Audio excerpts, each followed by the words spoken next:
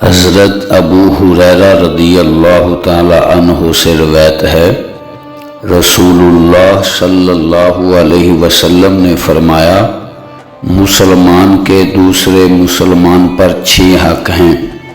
پوچھا گیا، اللہ کے رسول وہ کون سے ہیں؟